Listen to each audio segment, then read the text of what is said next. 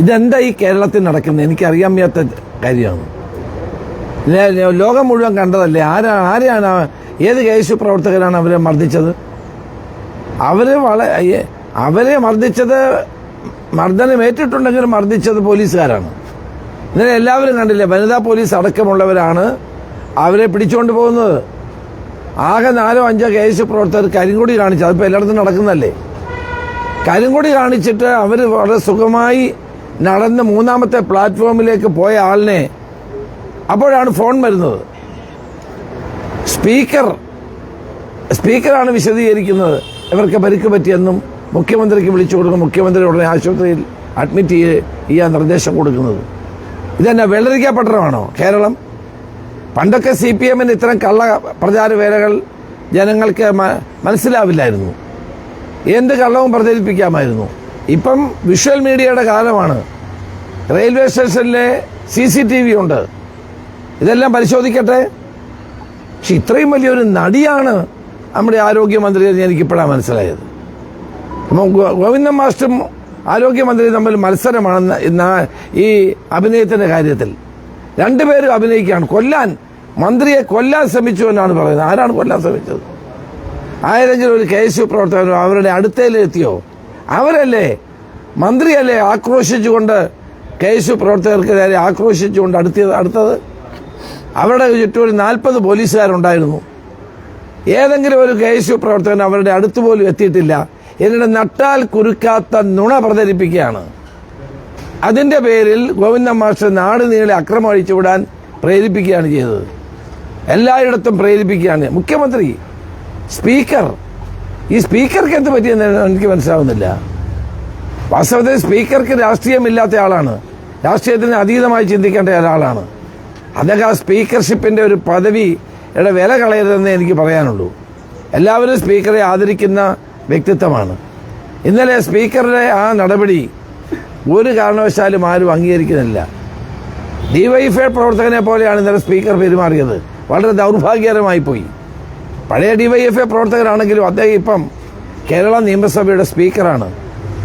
എല്ലാ പക്ഷത്തിനും പ്രതിപക്ഷത്തിനും ഭരണകക്ഷിക്കുമൊക്കെ ഒരേപോലെ ന്യായവും നീതിയും നടപ്പാക്കേണ്ട വ്യക്തിയാണ് ഇന്നലെ ഈ എല്ലാ പ്രകോപനത്തിനും വഴിതെളിച്ചത്. ഇവരെ ആക്രമിച്ചത്? എന്ത് പരിക്കാവുള്ളത്? രണ്ടുപേരും ICUവിൽ കൊണ്ടുപോകാൻ മെഡിക്കൽ ബോർഡ് കൂടുകയാണ്. ഒരു പാവപ്പെട്ട ഒരാൾക്ക് മാരകമായ പരിക്കേറ്റാൽ പോലും ICU പ്രവേശിപ്പിക്കുകയോ മെഡിക്കൽ ബുള്ളറ്റിന് ഉണ്ടാവുകയോ ചെയ്യാറില്ല. അപ്പോൾ ഇതെല്ലാം നാട്യമാണ്. ഈ നാട്യവും അഭിനയവും ഒക്കെ കേരളത്തെ ജനങ്ങൾക്ക് മനസ്സിലാകും. ഇപ്പം KSU പ്രവർത്തകർക്ക് നേരെ കൊലക്കുറ്റത്തിന് കേസെടുക്കുകയാണ്. വാസ്തവത്തിൽ കൊലക്കുറ്റത്തിന് കേസെടുക്കേണ്ടത് മന്ത്രിയെ തടഞ്ഞ ആ പോലീസുകാരുടെ പേരിലാണ്. വനിതാ പോലീസുകാർ അടക്കമുള്ളവരുടെ പേരിലാണ് കൊലക്കുറ്റത്തിന് കേസെടുക്കേണ്ടത്. DGP ഇത് മനസ്സിലാക്കണം. ഇത് എന്താ സംഭവിച്ചത് അദ്ദേഹം കാണണം. കാണാതെ KSU പ്രവർത്തകരുടെ നേരെ നീതിരഹിതമായി പ്രവർത്തിച്ചാൽ കോടതിയുണ്ട്. ഞങ്ങൾ കോടതിയിൽ പോകും. ഇവിടെ ഒരു കാര്യം മനസ്സിലാക്കേണ്ടതാണ്. മുഖ്യമന്ത്രിയുടെ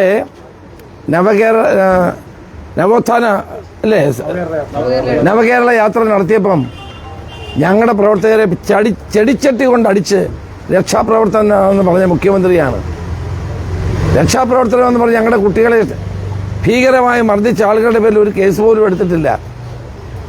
ഉമ്മൻചാണ്ടി ഒരു മുഖ്യമന്ത്രി ഇവിടെ ഉണ്ടായിരുന്നല്ലോ. ഞാനിന്ന് KPC പ്രസിഡന്റാണ്.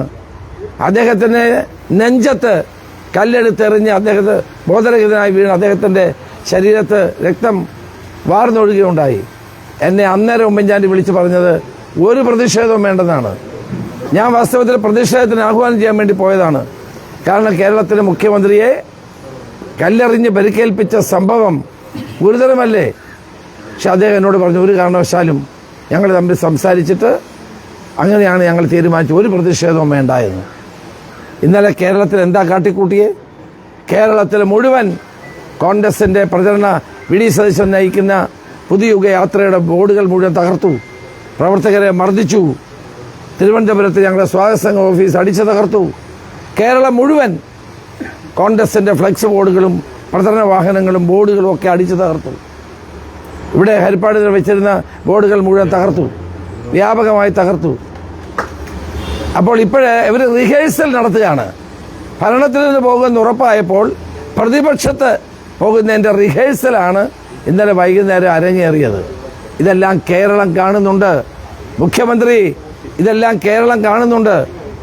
അല്ലാണ്ട് നിങ്ങൾക്കിതൊന്നും മറച്ചു വെക്കാൻ കഴിയില്ല. വീണ ജോർജിൻ്റെ മേത്തൊരു മണ്ണ് പോലും ആരും നുള്ളിയിട്ടിട്ടില്ല. എന്നിട്ട് ഈ നാടകം നിങ്ങൾ കളിക്കുകയാണ്. ഈ നാടകത്തിന് ജനങ്ങൾ മറുപടി നൽകും.